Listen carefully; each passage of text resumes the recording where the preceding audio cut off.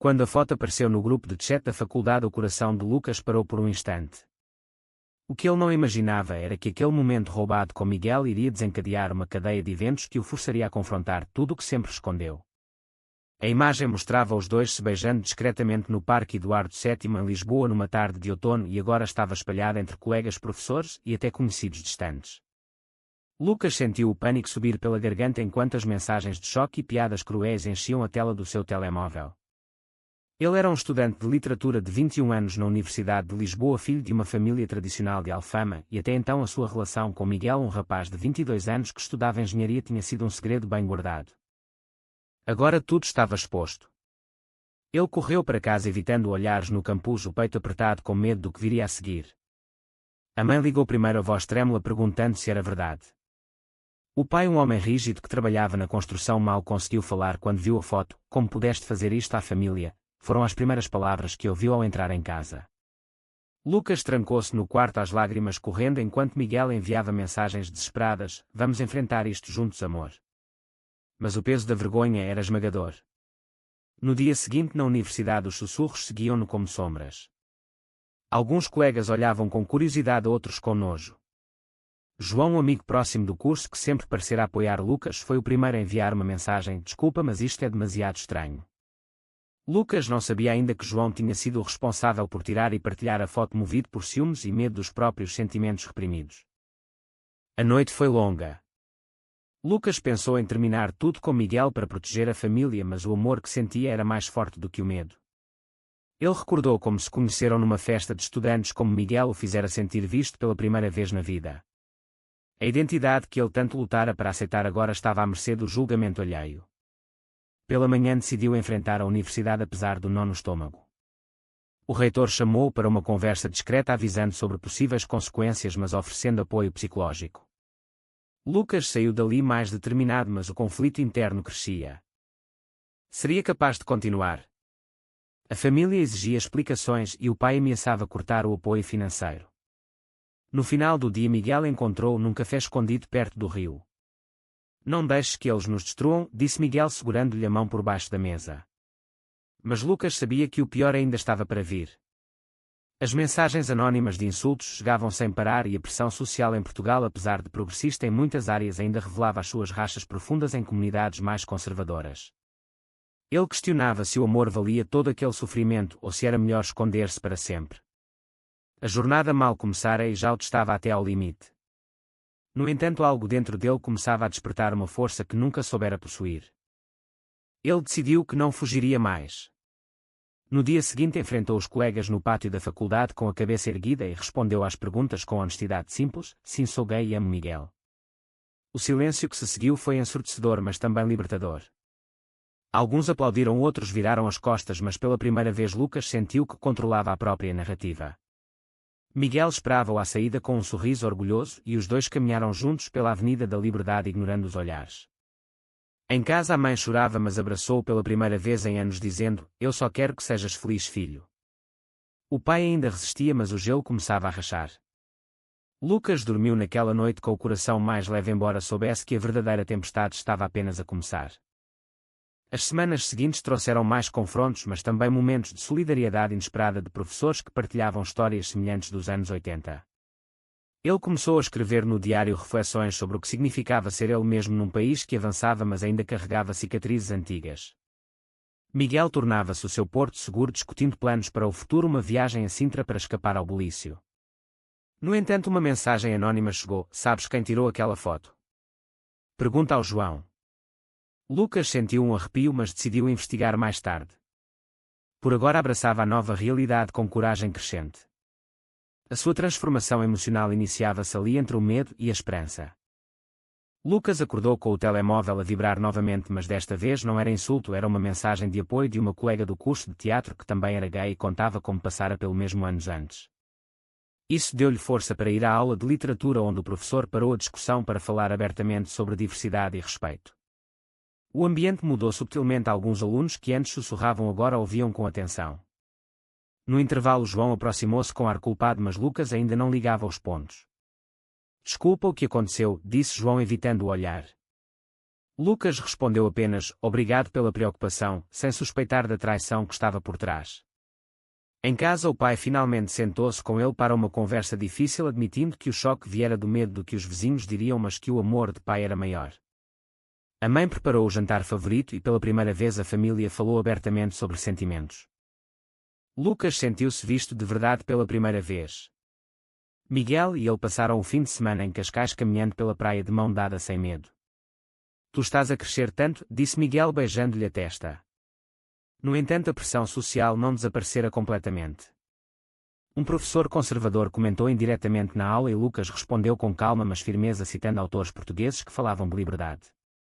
Isso inspirou outros estudantes a partilharem as suas histórias, criando um pequeno grupo de apoio na universidade. Lucas começou a organizar uma pequena reunião informal no jardim da faculdade para discutir identidade e preconceito.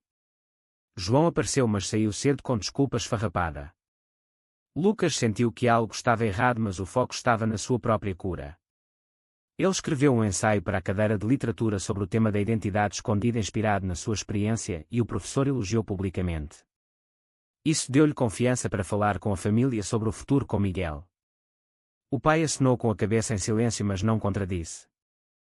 A mãe chorou de emoção. Miguel propôs que vivessem juntos num pequeno apartamento perto da universidade e Lucas aceitou com o coração cheio. No entanto, uma noite ao rever as mensagens antigas, Lucas reparou numa foto borrada que só João poderia ter tirado no parque. O choque foi grande, mas ele decidiu confrontar mais tarde.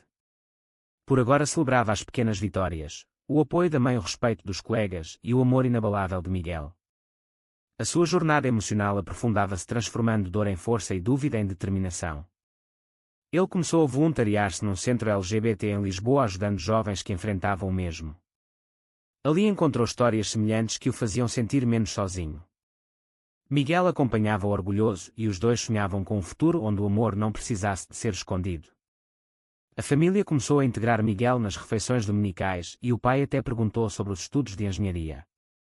O gelo derretia lentamente, mas Lucas sabia que o confronto final com a verdade estava próximo.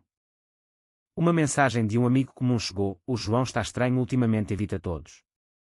Lucas decidiu que era hora de falar com ele cara a cara. O encontro aconteceu num café perto da estação do Rossio e João chegou nervoso, suando frio. Fui eu, Lucas, confessou finalmente, tirei a foto por ciúmes e partilhei porque tinha medo do que sentia por ti. O mundo de Lucas parou novamente, mas desta vez com compaixão. Ele não gritou, apenas ouviu e viu o sofrimento de João espelhado no seu próprio passado. Eu perdoo-te, mas preciso de tempo, disse Lucas, saindo com o coração pesado mas mais leve ao mesmo tempo. A revelação marcava o início da verdadeira cura para ambos. A confissão de João deixou Lucas em choque, mas também lhe deu clareza. Ele passou dias processando a traição misturada com compreensão, pois sabia como era difícil aceitar-se em Portugal, onde a família e a sociedade ainda impunham silêncios.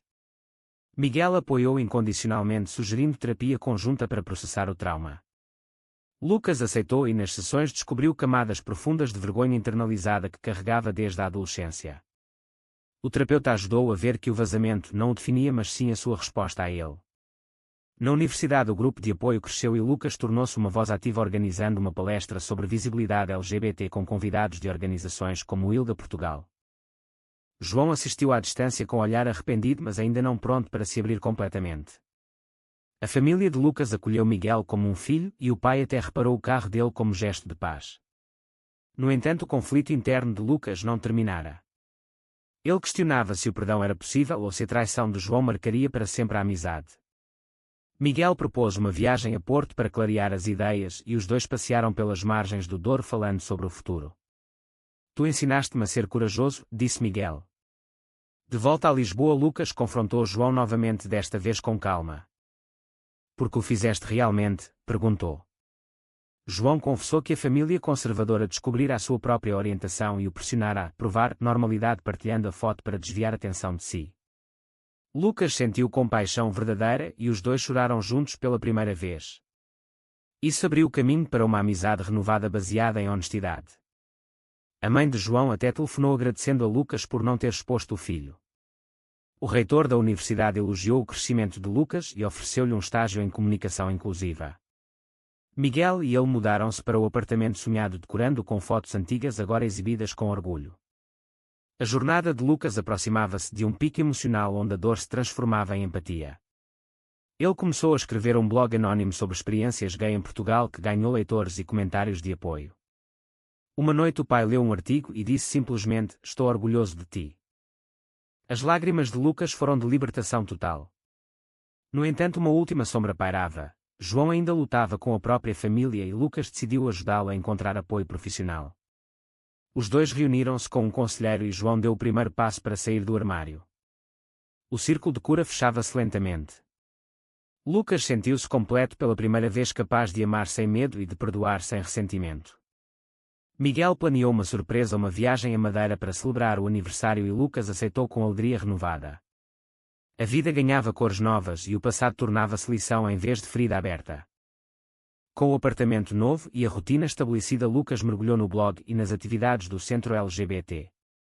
Miguel terminou o curso de engenharia com distinção e conseguiu emprego numa empresa sustentável, o que permitiu planos de futuro mais concretos. João, por sua vez, começou terapia e aos poucos revelou-se aos amigos mais próximos. Lucas acompanhou-o em cada passo, oferecendo o apoio que ele próprio desejara receber. A família de Lucas organizou um jantar de aniversário onde Miguel foi o convidado de honra e o pai brindou ao amor verdadeiro, independentemente de quem seja. A mãe chorou de felicidade e Lucas sentiu o ciclo familiar fechar-se com aceitação plena. No entanto, o verdadeiro teste veio quando um jornal local quis entrevistar Lucas sobre o caso da foto vazada. Ele aceitou com condição de anonimato parcial e a reportagem destacou a importância de educação contra o preconceito nas universidades portuguesas. João leu o artigo e enviou uma mensagem longa de agradecimento, admitindo que a traição fora o catalisador para a sua própria libertação. Lucas respondeu com perdão completo e os dois marcaram um café para selar a paz. Durante o encontro, João contou toda a história, a pressão familiar, o medo de perder tudo e o arrependimento profundo que o consumia. "Tu mostraste-me que é possível ser livre", disse João, abraçando Lucas pela primeira vez como amigo verdadeiro. Miguel esperava fora com um sorriso, sabendo que a jornada chegava ao fim. Lucas voltou para casa com o coração em paz e escreveu no blog o post mais pessoal sobre perdão e crescimento. O texto viralizou entre a comunidade LGBT portuguesa e trouxe mensagens de jovens de todo o país. A mãe de Lucas, orgulhosa, partilhou o link com as amigas e o pai até comentou: "Boa escrita, filho." A transformação estava completa. Lucas agora via o vazamento não como tragédia, mas como ponto de viragem que o tornara mais forte, mais empático e mais vivo. Miguel e ele celebraram com uma viagem romântica a Sintra, onde caminharam pelos jardins do Palácio Nacional trocando promessas silenciosas. De volta a Lisboa, Lucas recebeu uma oferta para falar numa conferência nacional sobre diversidade e aceitou com confiança. João também começou a voluntariar no centro e os dois trabalharam juntos em projetos de sensibilização. A amizade renascida tornava-se símbolo de redenção. A família de Miguel veio de Coimbra para conhecer Lucas e a aceitação mútua selou a união. Lucas sentiu que a sua história não era apenas sua, mas de todos os que lutavam pelo direito de amar livremente em Portugal. A conferência em Lisboa foi um sucesso e Lucas falou com voz firme sobre a sua jornada do medo à aceitação. João sentou-se na plateia aplaudindo de pé e Miguel gravou tudo com orgulho. Depois do evento, os três celebraram num restaurante perto da Praça do Comércio, onde João pediu desculpas publicamente pela última vez. "Sem ti eu ainda estaria escondido", disse ele, e Lucas respondeu: "Obrigado por me dares a oportunidade de crescer." A noite terminou com risos e planos para o futuro. Lucas terminou o curso com distinção e começou a trabalhar como escritor freelance, focando em temas de inclusão. Miguel e ele compraram um apartamento maior em Belém com vista para o rio e encheram-no de memórias felizes. A família de Lucas tornou-se apoio incondicional, organizando festas onde Miguel era parte integrante. João encontrou o seu caminho saindo do armário com a família e mudando para um curso de psicologia para ajudar outros. Lucas publicou o seu primeiro livro de contos inspirado na experiência real e o lançamento contou com a presença de todos. As críticas elogiaram a honestidade emocional e o livro tornou-se referência em círculos LGBT portugueses. Miguel propôs casamento numa viagem surpresa a Faro e Lucas aceitou com lágrimas de alegria. A cerimónia simples em Lisboa reuniu família, amigos e colegas numa celebração de amor e superação. João foi padrinho e discursou sobre a redenção verdadeira. Lucas olhou para o marido e sentiu que a jornada valera cada lágrima, cada dúvida. A vida agora era tranquila, mas cheia de significado. Ele continuou a escrever e a falar em eventos ajudando jovens a encontrar a própria voz. Miguel prosperou na carreira e os dois adotaram um cão que se tornou membro da família. A família de ambos uniu-se em festas anuais e o pai de Lucas até brincava sobre netos futuros. João casou-se anos depois e Lucas foi testemunha honrando o ciclo de cura iniciado pela foto vazada. Portugal continuava a evoluir e Lucas sentia-se parte dessa mudança. A sua história de crescimento emocional ensinava que o amor e a verdade sempre venciam o preconceito quando enfrentados com coragem. No fim de um dia normal, Lucas sentou-se no terraço com Miguel observando o pôr do sol sobre o Tejo e sorriu pensando em como uma foto mudara tudo para melhor. Você acredita que o perdão pode realmente curar as feridas causadas pelo preconceito e pela traição? Verdadeiro ou falso?